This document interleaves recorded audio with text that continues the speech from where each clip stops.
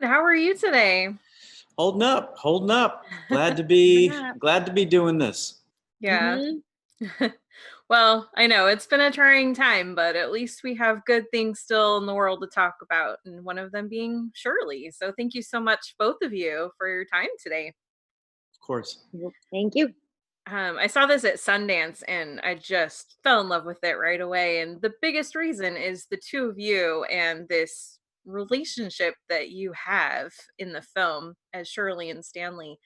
Um, First of all, individually, how did each of you get to know your characters so that you could really play this nuanced version of them on screen? We'll start with Elizabeth. Yeah. We did our homework and our research and our reading and our talking and all of the sort of things that we need to do as good actors and doing their work. Uh I'm honestly, it's just from this just occurred to me, though. I remember this because a year and a half ago that we made this movie.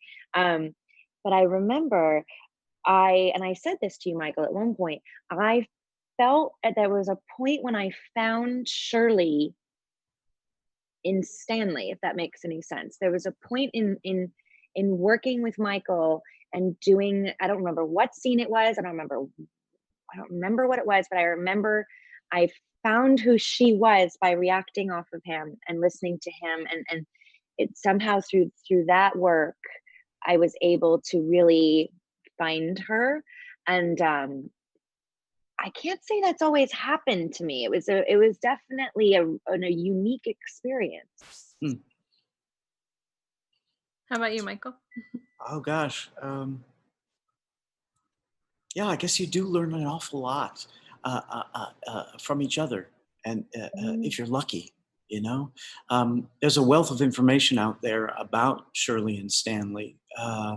So we, just as Elizabeth said, you read the biographies and you look at the photographs, and in some cases, in this instance, I actually got to speak to some people over the phone who knew them, which was remarkable and doesn't always happen. And you take all that information, you apply it to the fiction that we have in front of us, this amazing script that Sarah Gubbins took and created from a fictional novel. And so, in some ways, at the very beginning, you're starting with a fiction of a fiction based on something true. So you kind of take that and you run with it.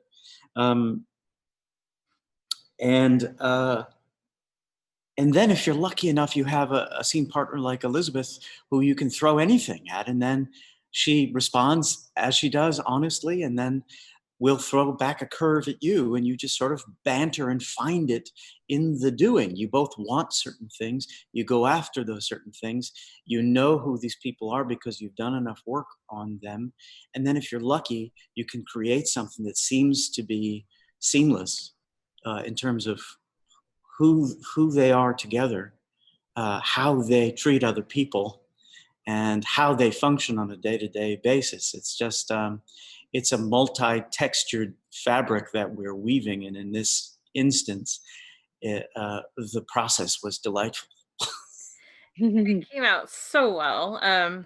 We don't have a you. lot of time. I'm running out of time here, but Sorry. um, no, these things, that's just how it goes. But just to kind of wrap things up, you really do have this relationship that is these people who've known each other for so long. For the two of you, how did you get to know each other in such a short amount of time to be able to build that relationship convincingly? Quickly. You do it quickly. Yeah. Um, we didn't have a lot of time, which we No. both didn't like. I think we would have preferred to have maybe 10 times the amount of time to just kind of talk and sit and explore it together. But that's the way it goes. And so we did have to kind of cobble together and also explore while doing, which is a very scary thing to do sometimes. You've it's a very adventurous thing to do. It turned out well, thank God. But it can feel scary to do things that way. But we truly had to, because of the time constraints, we truly had to find them and get to know each other with in the the cameras process. rolling. Yeah, Yeah, in the it's kind of process is like they very say, interesting. um, uh, flying a plane while you're building it in Yeah, some ways, because it's yeah. unfinished until you land, but hopefully you figure out just enough information about how to fly it while you're flying it. And yeah, you just kind of have to entrust each other implicitly, do your research, make bold choices, feel what it feels like to be wrong, and then go at it again every day. And it was a delight. It was a delight to do. And it really paid off. It's a remarkable film. Thank you both so much for your time. So, how are you doing? How are you enjoying or passing the time, I guess, in quarantine? Uh, yeah, I mean, I'm probably like everybody else. There's the very much aware of the world, and then also having to go off and keep writing and keep doing, keep doing the work. So it's a juggling. We're Yeah. juggling. How are you? The same. I have a lot of work to do, and some days I'm really motivated and I get so much done, and other days I'm like, I'm just going to sit here and watch TV all day and I'm not going to Yep, feel bad about it. you're not gonna feel bad. Is exactly right. Yeah. Yeah. So, let's talk about Shirley. Okay. I saw this at Sundance and I loved it. It was one of my favorite films of the festival. And um it was one of those movies where after it was over I just needed to know more about the story, because I felt like I knew some stuff about Shirley Jackson, but I was like, well, how much of this is real and how much of it isn't, because I never read the books. So yeah, but for you, just to start off, what was your initial reason for wanting to adapt this book into a film? Um, I was a fan of Shirley Jackson's, obviously a reader of Shirley Jackson's, and I was introduced to Shirley Jackson, like probably most people that know her work, through the short story The Lottery. And I read that in high school, and then kind of explored her work later on. But what I didn't know was the circumstances about the reception of The Lottery. I didn't know that, because I thought this is one of the most famous short stories ever, and definitely in American literature. Um, and and I kind of suspected that that probably made her career, and in many ways it did. But the reception of The Lottery was very mixed. In fact, she received bags and bags and pounds of hate mail, because of the kind of the way that the story freaked people out. And the New Yorker actually had the biggest drop of subscriptions after they published that story. So to know that that was one of her earliest kind of big infamous successes, and then from that reception to have to go on and figure out a way to pick yourself up and go on to write what she did go on to write, was very fascinating to me. And it felt like a way of talking or telling a story about a writer that we might not have imagined. I think there's a lot of preconceived ideas about what writers are like, and myself had that about Shirley Jackson. So, but the thing about the novel is when I somebody gave me an early manuscript of the novel, and a friend of mine, and I read it and I thought, this is a fascinating way to kind of come to know Shirley Jackson. The conceit is that in the novel, a young girl comes to live and stay with Shirley Jackson and her husband, in Bennington. And I thought, like, that's kind of like us walking in as an audience member saying, like, who is this Shirley Jackson?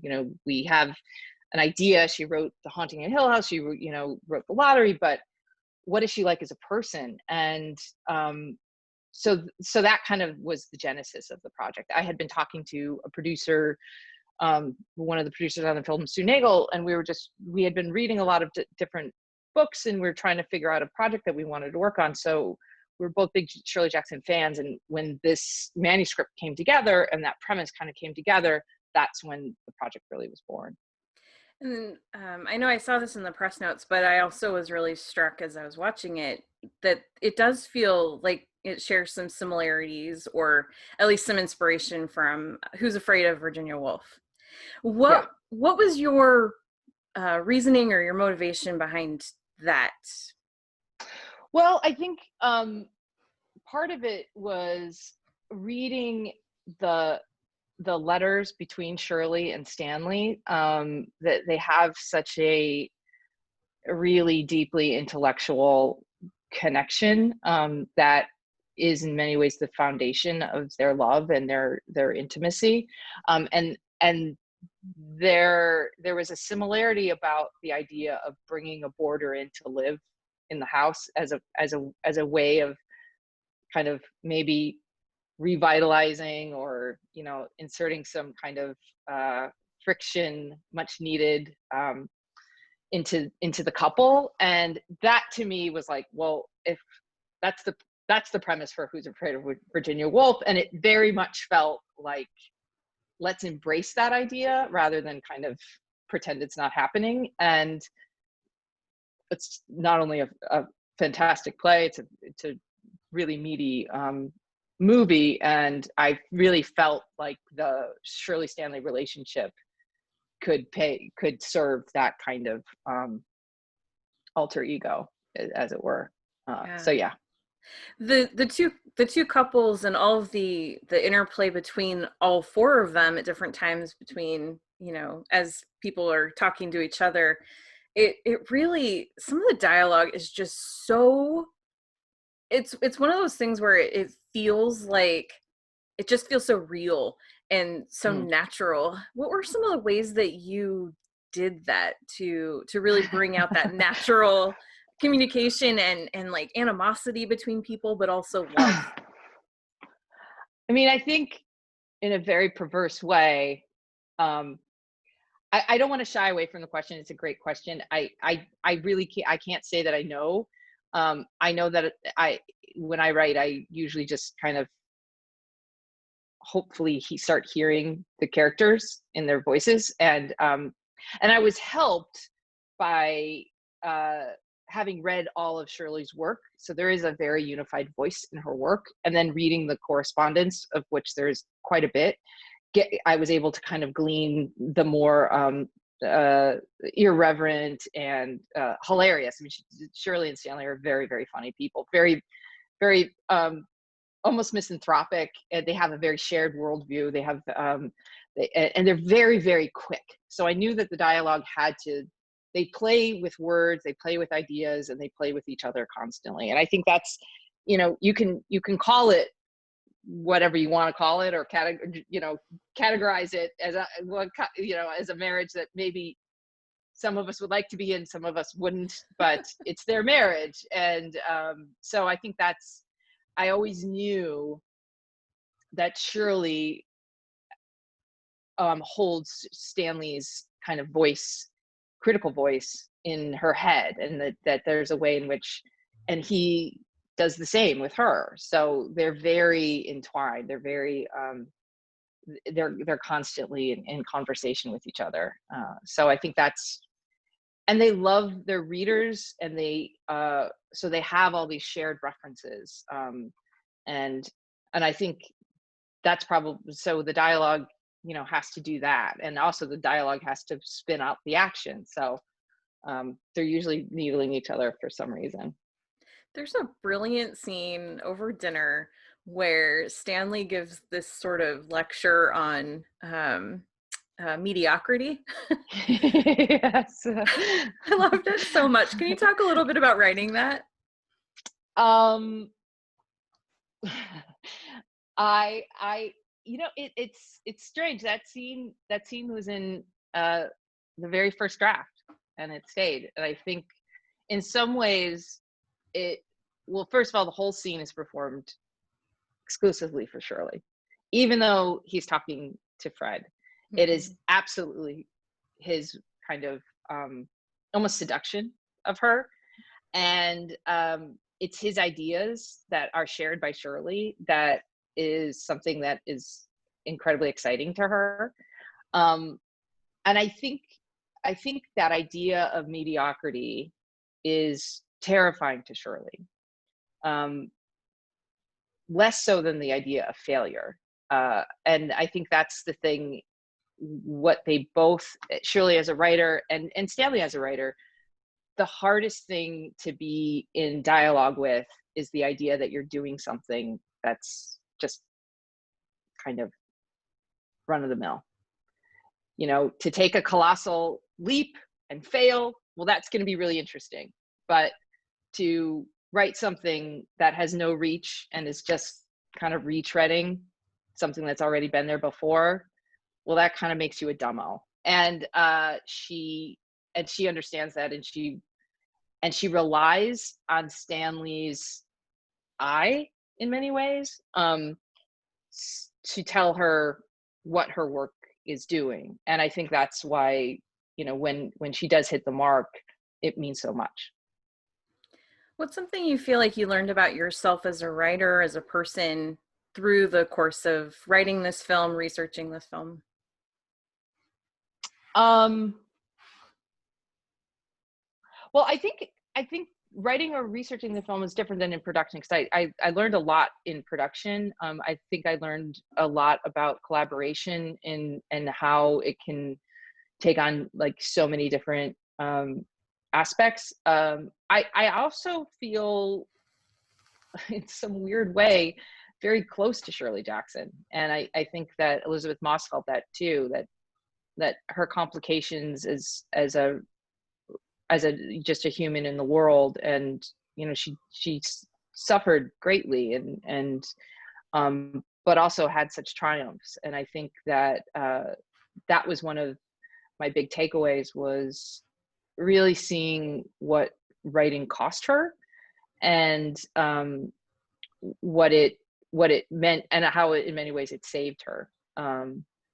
But I think that the biggest was really meeting Josephine Decker and bringing a script that was, like you said, very dialogue driven, very character forward, and being able to just meet an entire universe of filmmaking that Josephine brings, and just staying, you know, open to the ways in which the script can kind of expand and illuminate. And that was probably one of the biggest gifts of this whole collaboration. Actually, that was going to be my next question, was about working with Josephine Decker, and Yeah. what were your early conversations like, and how did your working relationship grow throughout the production? I met Josephine through her work. I saw, you know, Sue Nagel and I had finished the script, and Sue was the producer attached, and we were ready to kind of go out and try to find a director who would be interested in directing.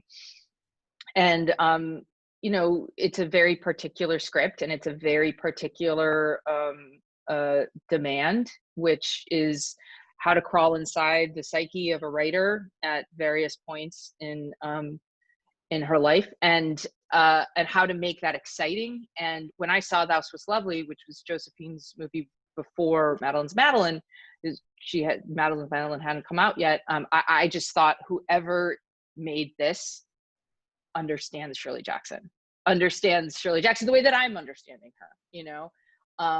And so that felt, and of course I was over the moon when Josephine read it and wanted to do it. And then we spent almost a year in development. You know, a lot of our early conversations were about bringing Rose into like having Rose be a much more fuller character, and having kind of charting her transformation a little bit throughout the film, and the machinations of her relationship with Shirley and Stanley, and kind of what her arrival through, you know, at the end of the film is. Well, it's really such a great film. I love it. I've seen it twice. I'm going to watch it again probably 100 more times. I really love it. It's great work. Thank you so much for your time. Thank you. Ciao. Bye. Thank you so much. I'm so excited to talk with you today. Yeah, I'm excited to talk to you too, Karen. Award Circuit is amazing. So Very grateful. Thanks for having me. So actually, so I got to see the film at Sundance, and That's I great. loved it. It was so great. And when you won the Auteur Award, that was so exciting. But actually, it was interesting because just recently I was having a conversation with a friend about how auteur is not really a word that's used to describe female filmmakers usually. So what did it mean for you to win that? Wow, great question. I mean, I was like, this is the best award ever. And also because you know, when they gave the award, they said, it's for excellence across all departments. And I think one of the things that feels exciting about that kind of award is that it really does honor to not just a director, but a team, and so I really felt that it was an award, not just for me, but for all of the incredible people that were working on the film, the cast, the production designer, the DP, the costume designer, the editor, editors. It was a yeah, I feel like I really try to hire carefully, hire people that I really think are going to be badass collaborators. And I feel like I got very fortunate on Shirley that so many wonderful people worked on that film, and that we had a cast. It's an insane cast. We had the best cast in the world. Lizzie, Logan, Michael, Odessa. Whoa. It's just, yeah, I feel beyond blessed. So, but I was, kind of high for a few weeks. Maybe still am. Well, you should be, and you deserve to be. It's such a great honor, and for such a really, really great film. Wow. Oh, I'm glad you enjoyed it. Oh, absolutely. I loved it. I have not stopped talking about it since Sundance. And when I found out it was finally coming out in June, I was just like, okay, people need to see this. It's time. So, yay. yeah. Oh, good. Yeah.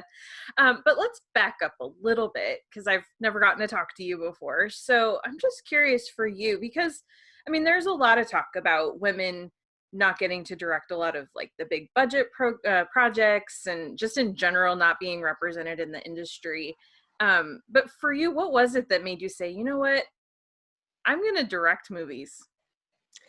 Oh, gosh, that was a long time ago. For me personally, I was just interested in so many things. I wanted to major in everything in college, literally everything. I think I went to the dean and I was like, I want to major in Latin American studies, East Asian studies, African American studies. I want to speak French and Spanish and Japanese. I was like, how do I do all these things? And he was like, just do comparative literature and you can, any course that you read books counts. So it was, so I think I was always really interested in a lot of things. And the wonderful thing about working in film is that you get to work across so many departments. And when I was growing up, I really had wanted to be a writer when I was younger, but also was interested in photography. I did some costume design. I was a musician. And in film, you get to kind of be, if you're a little bit okay at a lot of things, that's actually a blessing in this medium because you can communicate to your collaborators who are actually really good at those things. And so that's kind of how I felt about filmmaking. I just felt excited to get to explore so many different, what are they? Interests, I guess. Yeah, it's funny because for me, it's like I was very similar. I wanted to have 5 different majors in college, not like changing my mind. I actually wanted to pick all of them at the same Yes. time. And for me, I am not motivated enough or disciplined enough to actually make films, but I found a way to get paid to watch them. So, I mean, it worked out. Yes. Yeah, exactly. Wow. That's hilarious. It's not, I don't know if I don't know. I think your job is pretty tough. Also, it's a lot of watching and being a pleasant person and doing interviews. So you're doing a great job. Thank you. So when the script for Shirley landed on your door, what were some of your initial impressions when you read it? What I think one of the reasons that I got excited about it was that it felt like there's the world of the script, and then what Sarah had done so well is that there's a world underneath the script that is really the world that I work in. Obviously the script exists, and then I get to build the world around it. And it was so clear that other world was very, very rich, because the world Sarah had written was so filled with complex characters with very, at times consistently inconsistent desires and moods. And so you really felt like you were getting to go deep into a real rich experience. And so I knew that I would never, I was not going to get bored of this movie. I was just always going to be like more, peeling back. Dostoevsky would talk about peeling back layers of the onion. And I just feel like this is one of those projects where there's so many, you can keep peeling it away and away and away, and there's always more to discover. So yeah. And I mean, Shirley herself, I just think Sarah's a great writer of female characters and male characters too. But, I think I loved Dick, and Catherine Hahn's performance in that is stunning. And Shirley was just such a complicated, wonderful woman, and Rose. And so it felt like we were going to have a lot to play with. So I think I fell in love with the characters. How much did you know about Shirley Jackson before this film? I didn't know much about her personal life. I loved We Have Always Lived in the Castle, and I'd read The Lottery. And then once I got the script, I started reading a bunch of her work and pitched on the project.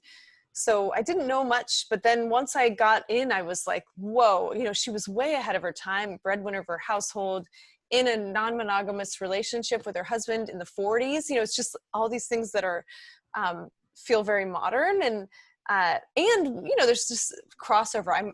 My first two films are named after folk songs, because I'm really interested in folk music and the storytelling in it. And she's actually, she was obsessed with that as well. She and her husband both, and she had memorized like hundreds of ballads and folk ballads. So I feel like I met this kindred spirit, even though she's not alive anymore. I felt like I was finding someone who I could really relate to.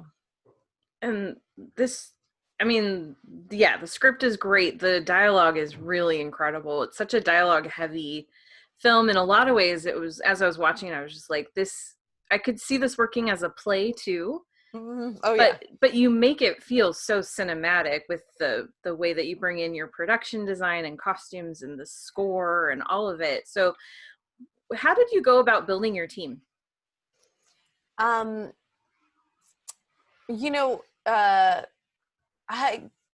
Killer Films was great at recommending really interesting potential collaborators, and then just met with a lot of people, and you can tell pretty quickly if you vibe and if you have the same taste. I think it's really about making sure that it's not that you have to have the same exact taste personally, but you have to have the same taste in what the film will look like. And so I think I feel grateful that I found people that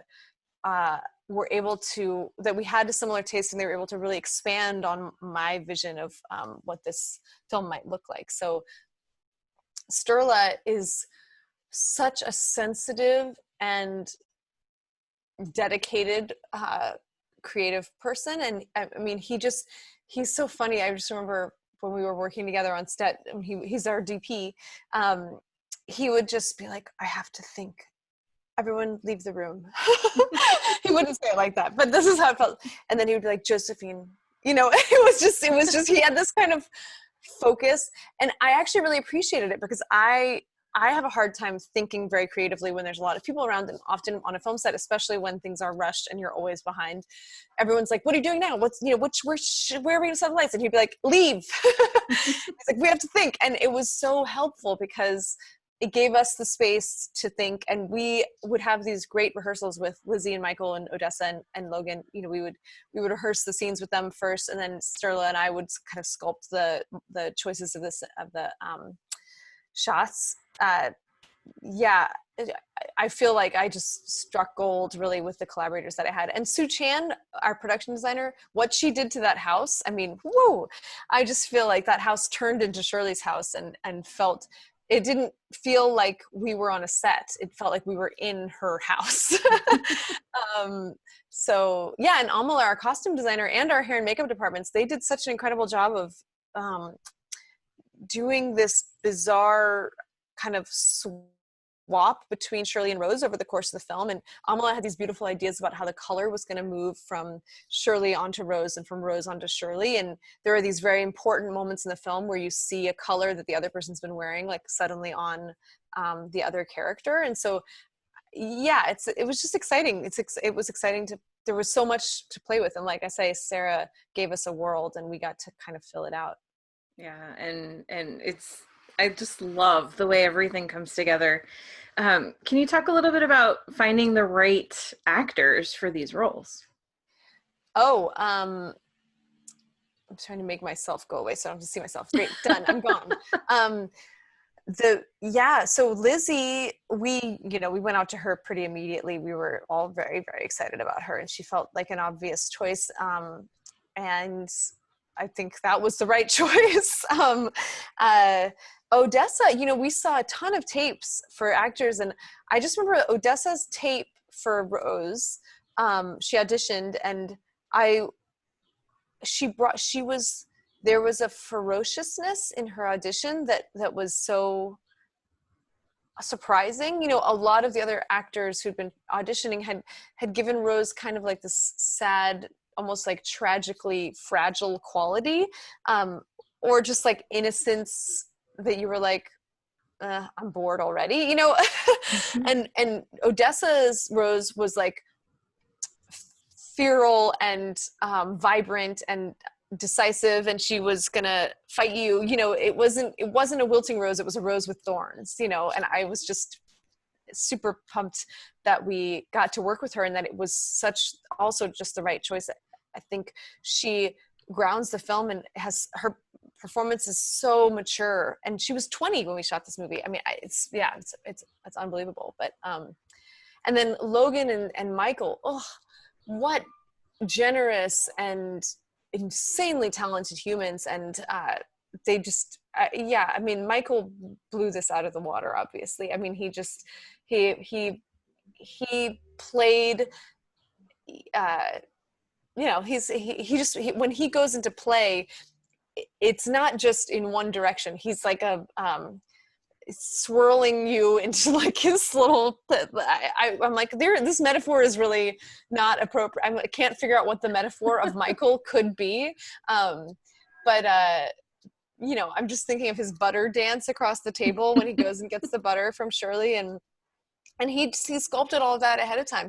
He rehearsed that on his own. He made those decisions because we had so little rehearsal time. And when the props people were like, "Where do you want the potatoes and the butter and I was like, "Oh, just anywhere." And Michael was like, "No, the potatoes are here, and the cabbage is there, and then the butter needs to be all the way over there." And I was so grateful because as a director, some of these things that you can't work out without the actors, but then you get so little time with the actors that to have someone who would come so prepared with so many ideas made a dance out of those dinner scenes, which could have felt very static. So, I feel blessed that I got to work with those wonderful human beings. They're all so great. For you, like watching the movie, there are moments where you're just like, wow, this scene is just incredible. Everything that's happening in it is just fire. It's amazing. But for you as a director, when you're in the process of working and trying to make that happen, are there moments for you like that where you just get really caught up in what the actors are doing? Oh yeah. And I think ideally, my job, I guess, is to try to make a space where everyone's caught up, in that the actors are caught up, the crew is caught up, everyone is having a pretty spiritual experience, and it was fun that everyone was game to go there, and yeah, I think holding space, I guess, is really my job. But there were many times when I felt really excited. I mean, I remember there's kind of a scene where there's a footsie scene in the movie. It's kind of a sensual, it's a dinner scene, but it's about this sensual interaction. And I remember kind of having a meltdown beforehand because I was like, shoot, we're rehearsing this like it's a dinner scene, but it's a sex scene. It's basically a sex scene. It's not a sex scene, but it's a very sensual scene. And so I expressed that to the actors and was like crying because sometimes when I don't know how to express myself and get overwhelmed, I cry. And they were so generous. And they were like, okay. And they were like, what do you want to do? How do you want to do this? And I was like, I think we should do it silently first. We should do a silent take. And I think a lot of what we ended up using for that scene is from the silent take, because there was such a deep emotional connection. And yeah, I was just grateful to feel like I was there for the actors and the actors were there for me, and we were able to hopefully support each other. I mean, overall, and I talked with Sarah about this a little bit too, there's definitely this vibe of like Who's Afraid of Virginia Woolf, and some other films come to mind too. What were some of the other inspirations for you as you were putting it together? This is going to be the last question, by the way. You know, we looked at, I looked at a time, it's actually, I think most of my inspirations were some music, listened to a lot of the music that Shirley and Stanley was listening to. I pulled a ton of paintings, and there was this female abstract post-war artists that have this, they've kind of a beautiful and a kind of liminal melting quality in their work that I had just seen a MoMA exhibit of these like post-war female abstractionists that I was like, this is very Shirley. And it was all happening at the same time. It was all, you know, the late 40s. So they felt like an influence. And then, you know, a lot of photography, some Cindy Sherman stuff, and then we looked at Three Women, the Altman film, and Rosemary's Baby, Rebecca, the Hitchcock film. I don't know that the film really feels that much like those movies at all, but it was fun to get into those moods, you know. Maybe in terms of the mood, it feels a little bit like those films. And then, you know, but I think the cool thing is when you get together a group of people to make a movie, it isn't like any other movie, because it's, you know, you have this these new minds making something. So I feel grateful, and I think the movie kept telling us what it wanted. We had a few ideas about how to shoot the house that were a little bit like trope horror, you know, like the house is watching you, like, you know, high from overhead. And we were like, this is someone else's movie. This is not our movie. And we just gave up on that really pretty quickly. And then we started shooting much more intimately in handheld, which something was telling us like this is where to go, that we don't need to be far from the characters to feel their the inner that kind of like mystical universe. Actually, there's something that's pouring out of the characters, because I think the dialogue and the script is so well written. It's really inside of their faces. It's not outside of them, you know. And I think that was an exciting discovery, that the horror in a lot of Shirley Jackson, I think, is the horror inside of you. Yeah. Well, it's such a great film. Thank you so much. Congratulations again. Hi, Odessa. Hi, how you doing? I'm good. How are you? Very good. Very good. Yeah. You ready to be done with quarantine? Yes. I mean, yes and no, actually. I'm historically an introvert, so this is actually kind of my dream, which sounds awful and selfish for me to say. Like, I'm enjoying the quarantine so much. But yeah, it's been a really nice time to kind of have a break and be a little introspective. Yeah, I live alone, and at the beginning of it, people were checking on me constantly. I'm like, no, I'm good. I live alone for a reason. Trust me, I'm fine. Yeah, no, I get that. And you know what? I'm lucky. I don't live alone. I have, you know, wonderful people around me all the time. But yeah, it's still pretty nice. Is there anything that you feel like you've been able to accomplish because you were kind of stuck at home? Absolutely. I think that there's been a lot of kind of, this sounds so corny and cliche, but there's been a lot of soul searching for me, and kind of figuring out, you know, when I've been acting since I was 11. It's like the thing that I know how to do. It's the thing that I know I'm good at. It's, you know, kind of how I process my identity. But when I'm not acting, then what am I? And so I think that there's been a lot of thinking, and I've gotten into things that I've kind of been meaning to get into for a while, like writing or music and stuff like that, and just kind of figuring out that I don't just like turn off when I'm not on set. You know, it's nice to remind yourself that you're a person with ideas and kind of a full inner life when you're not just at work. Yeah. Well, and you did start so young in film and television and just performing in general. What was it for you even at that young age that made you say, I want to do this. I want to get up on stage in front of people? It's such a good, hard question.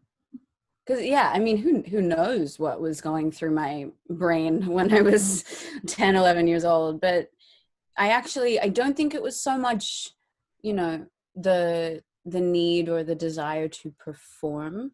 Um, I have pretty volatile stage fright, that I think is, you know, has pretty much stuck around since I was a kid as well. It's not necessarily about that performance. I think that it's more, I remember just reading a lot of books as a kid, and and picturing, uh, you know, how they would feel, if they were tangible, or if you could see the images that were described, or if these characters on the page that were so rich, how they could be transferred into the real world. And I think that that's kind of why I got into it, just to, you know, make something that exists on a page alive for people to feel like they can kind of have it a little more. Was there a point for you where you really made a conscious decision that this is going to be my path, this is my career, or is it something that just kind of happened? Yeah, I think when I dropped out of high school, that was that moment. That was that leap of faith, because at the time I didn't have a job that I was going to. It's not like I had to drop out of high school in order to do this thing, but it was, um, I was finding it very hard to focus on the things that I needed to focus on if I wanted that to be my job and my career. And also focus on, you know, my end of school exams and stuff like that. And I remember, uh, a teacher said to me, and I don't think she was trying to be nice about it. I think that she meant it as an insult, but I took it quite truthfully. But she said, it's really clear that you can't do both. You can't do school and this. And I think she meant that she wanted me to choose school, but I didn't do that. I chose the other way. So that was, you know, that was the moment that I did think, okay, this is going to be my thing now. This is going to be the thing that makes me know who I am and what I do. And it's been so exciting to see you just in the last few years. It feels like every time I turn around, you're popping up in a new project, and it's been great to see that growth from you. Oh, I'm glad. Thank you. And now we come to Shirley, which is just such an exciting film. I saw it at Sundance and just fell in love with it right away. What was for you? Was it the script first? Did someone pitch it to you? How did you come to the project? It was, yeah, it was the script. I got sent the script by actually multiple people who were saying, this is incredible, you need to read it. There's a role in it for a young woman, and it's, you know, opposite. I think that Elisabeth Moss had been cast at that time, and that was obviously a big draw. And yeah, so I read the script first, and it was very clearly exceptional. And I think Sarah Gubbins writes such incredible theatrical characters, which is so fun. I mean, when you can get someone who has a background in playwriting but knows how to compact the feel of theater, which is obviously so huge and needs to reach beyond the bounds of reality, when you can get someone who can pack that down into something that retains its theatricality but while keeping it grounded, that's really unique and impressive. And that's what she did with Shirley. And so it was very, it was pretty obvious from the start that I had to have it. What were some of the things about Rose, the character, that really drew you in? I thought that, you know, it is always very exciting as an actor to get a role that goes so many places. And the challenge of that is keeping your character consistent while under the pressure of all of these things. And so that was just really exciting. It was also, you know, it was the first pretty much the first role, if I'm not mistaken, that I haven't played a teenager or a high schooler. And, you know, Rose is pregnant and gives birth in the movie, and she's married and she's starting her life. And it felt to me, you know, entering into my 20s, like a really important step for me to take to kind of grow up as an actor as well, and to play a little older than I had been playing. So that was also quite, you know, quite a draw in for it.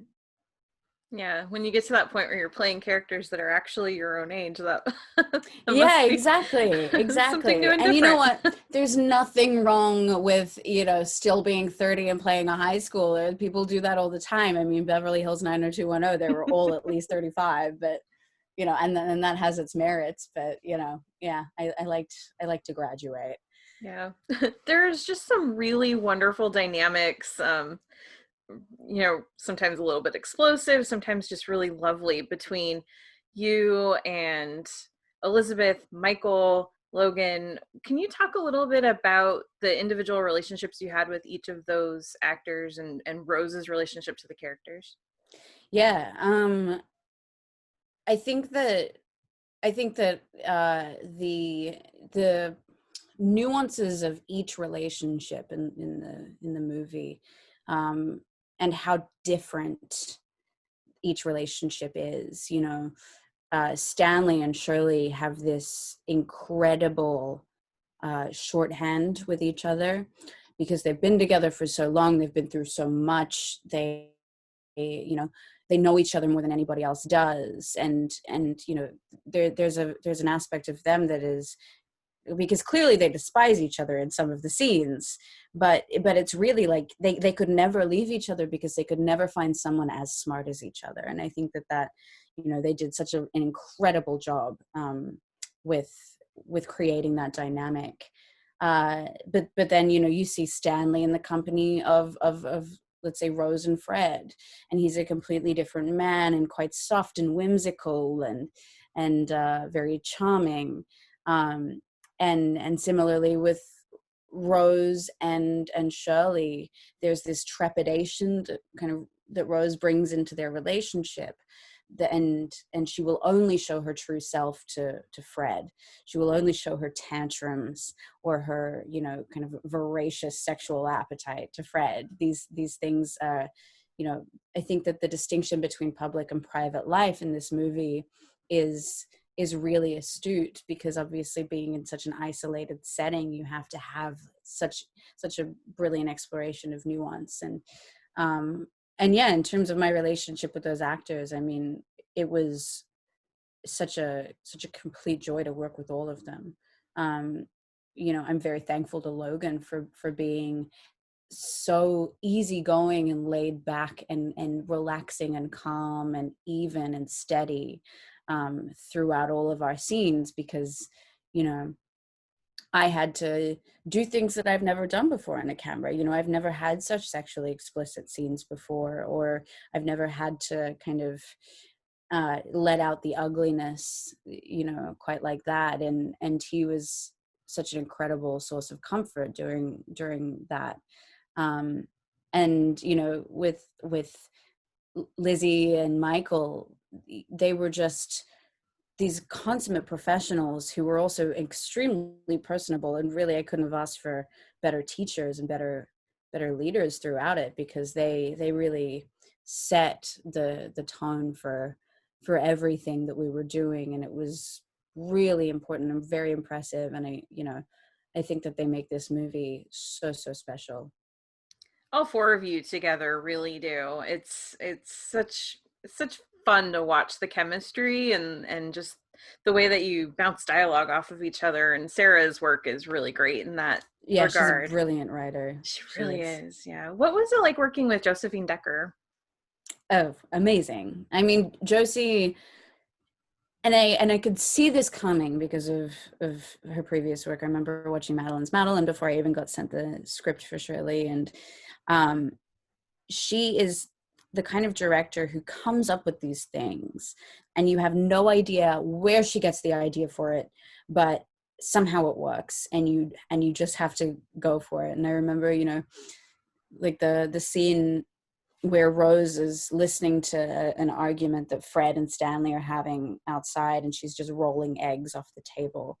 I remember Josie coming up to me that morning and saying, we're going to change it up a little. It's not just going to be Rose eavesdropping. You're going to be doing something. And she'd had this idea of rolling eggs off the table. And I didn't know while we were shooting what it was going to mean. And now, watching it back, I realized, there's this very distinct symbolism, like as Rose is kind of mischievously just rolling eggs off the table and cracking them open, she herself is cracking open and becoming more and more, broken, but in a good way, in this kind of wild way. And there are just little moments like that where Josie's stroke of genius really kind of came through, and you went along with it. What was the general atmosphere like on set? Was it really playful? Was everyone very serious and focused? It depended on the scene. I think that actually for a lot of the kind of maybe happier scenes, the mood was a little more normal, more level and even, and everybody was just kind of going to work. And then some of the scenes that were maybe a little more distressing, that's when the fun would start to happen. That's when the jokes would come out, and you'd have to kind of create this jovial nature so as not to get bogged down in the subject matter. But yeah, all in all, I remember that time very fondly. I remember, there were incredible people that I met on that job, and incredible crew members, and everybody, was. It's quite a rare thing when you have the web works, and each piece is working, and it's very memorable. Like everybody was kind of on the same page. What was one of the best scenes to shoot, or the most fun? Ooh, I think the most fun scene to shoot was, there's a little gardening scene that, was another one of Josie's kind of genius moments, where it wasn't written into the script, but she wanted to get a shot of Rose gardening, but also while smoking a cigarette and singing this hymn that maybe Stanley would have taught in one of his classes. And it started out as very normal, just digging a hole and putting a plant in it. And then she kind of kept urging me, just stick your hands in the dirt a little more. And then by the end of the scene, I'm in the dirt. I've essentially planted myself in the dirt. And it's just really fun to get messy on set, because you'd never do that in your real life. You would never dive headfirst into a mound of dirt, but you get to do that on set with such freedom. And it was another one of those things where the symbolism of that moment really was really apparent after I'd shot it, and after I kind of processed it and got to watch it within the context of the film. And so that was a fun scene to shoot. What's something you learned about yourself through the process of making Shirley? I think that kind of what I was saying before about, the web of people, these, I really felt like a cog in a machine on that movie, and in a beautiful way. And everybody had this same vision, and to me it felt like I really understood what purpose was on that movie. And you'd show up for work, and you would do your job, and everybody left their ego at home, and we'd get these things done. And it was a short shoot, and we had to do a lot, each day and get a lot done. It was a very ambitious shoot, and I think that that's why people just kind of brought that attitude of let's go, let's get this done. And you know, rain, hail, or shine, we would just be working, and it's a really beautiful thing to feel when everybody just kind of bands together and puts everything else aside. And I feel like I really realized the power of that community on that shoot. Such a great film. What's next for you? What's happening after? Gosh, who knows? Who knows when this when we'll be allowed to go outside again. I mean, there was a show that I was working on just before the lockdown, which was shooting in Japan. So that, you know, that's a whole other thing, in international productions as well. You know, how do you regulate those? How do you make sure that they're safe? And I hopefully that'll start up again before too long. But I know that the people involved in that production are really focused on making sure that everything is safe, and that, you know, they're not putting people in danger by starting production again. I know that's very important to them. So yeah, who can say? Well, good luck to you. Thank you. Like I said, you did such great work in this film. It was really fun to see you, and I'm so glad I got to talk to you today about it. Thank you. I appreciate that. Thanks for calling in.